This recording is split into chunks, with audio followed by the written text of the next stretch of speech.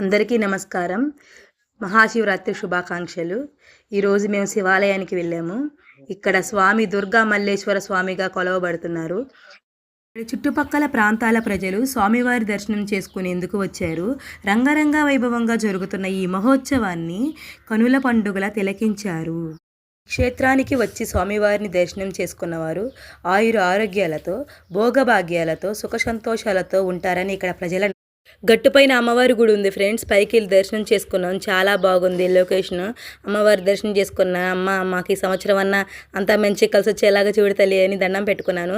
పైనుంచి కిందకి దిగేపాటికి బాగా సాలి వచ్చింది ఫ్రెండ్స్. నాకైతే మా వారు మా బాబు కిందకి దిగేశారు ముందే నాకంటే. నాకు మాత్రం సాలి కూడా వచ్చింది, మోకాళ్ళ నొప్పులు కూడా వచ్చాయి అప్పుడే. అసలైన విషయం ఇప్పుడు చెప్తా వినండి. ఇక్కడ కనపడే గట్టు ఉంది కదా గుడి పక్కన, ఆ గుడి పక్కన ఉన్న గట్టులోకి నాగేంద్రుడు వచ్చి వెళ్తాడని ఇక్కడ ప్రజలందరూ అనుకుంటూ ఉంటారు. ఈ గట్టులో నాగేంద్రుడు ఉంటాడని, ఏళ్ల కొద్దీ అందులో ఉంటాడని, ప్రతి శివరాత్రికి బయటికి వస్తాడని, ఈ చుట్టుపక్కల అడవంతా తిరుగుతాడని అందరూ అనుకుంటూ ఉంటారు. దీని చుట్టూ తిరిగి ప్రదర్శనం చేసుకున్నామండి మేము కూడా. నాగేంద్ర స్వామి క్షేత్రపాలకుడుగా ఉంటాడని అందరూ అనుకుంటూ ఉంటారు. బాబుకి మా పాపకి కూడా ఈ గుడి దగ్గర తలనీలాలు ఇచ్చాము చిన్నప్పుడు. ఇక్కడ నవగ్రహాల గుడి ఉంది చూడండి. దీని చుట్టూరు 9 సార్లు ప్రదక్షిణలు చేసుకొని మనసులో ఏమనుకుంటే అది జరుగుతుంది. మా వారు ప్రదక్షిణలు చేస్తున్నారు. ఇప్పుడు మీకు ఒకటి చూపిస్తాను నేను, వెయిట్ చేయండి.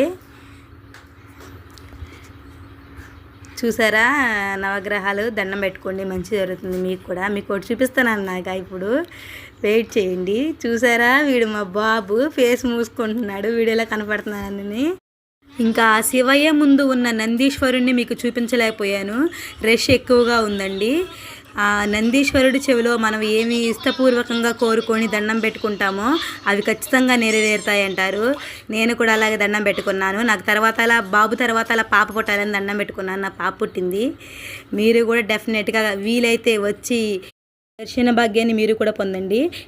ఇది నిందక చూపించాగా మీకు నాగేంద్రుడు ఉంటారని. ఇందులో నాగేంద్రుడు లోపలికి వెళ్ళే ద్వారం అండి ఇది. నా చిన్నప్పటి నుంచి అక్కడ నాగేంద్రుడు ఉంటారు, తిరుగుతుంటాడు అని చెప్తుంటే ఇంట్రెస్టింగ్గా శాస్త్రాలన్నీ వింటుండేదాన్ని. మా ఆయన చూసారు అక్కడ అవుతున్నాడు, ఇంట్రెస్టింగ్గా వింటూ ఉండేదాన్ని. కానీ ఈ మధ్య అక్కడికి వెళ్ళుకుంటే రియల్గానే నేను ఇవన్నీ చూడటం దర్శించుకోవడం నాకు చాలా సంతోషంగా ఉంది. ఇక్కడ పైనుంచి కిందకు చూస్తే కింద ఉన్న శివాలయం పైన ఉంది అమ్మవారి గుడి అండి, మహాతల్లి.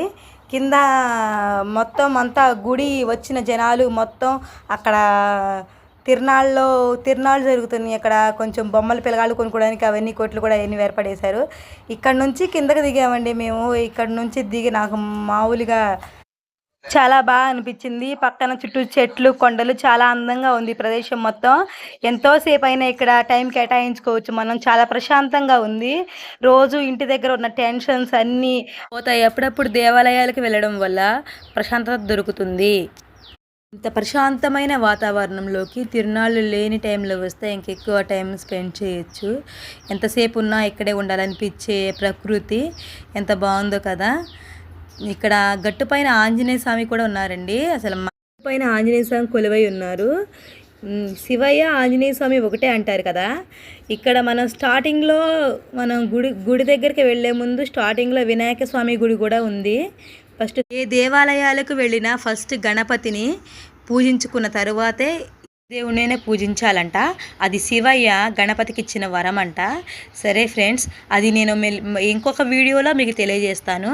ప్రస్తుతానికి బాయ్ ఫ్రెండ్స్. నా వీడియో కోసం సబ్స్క్రైబ్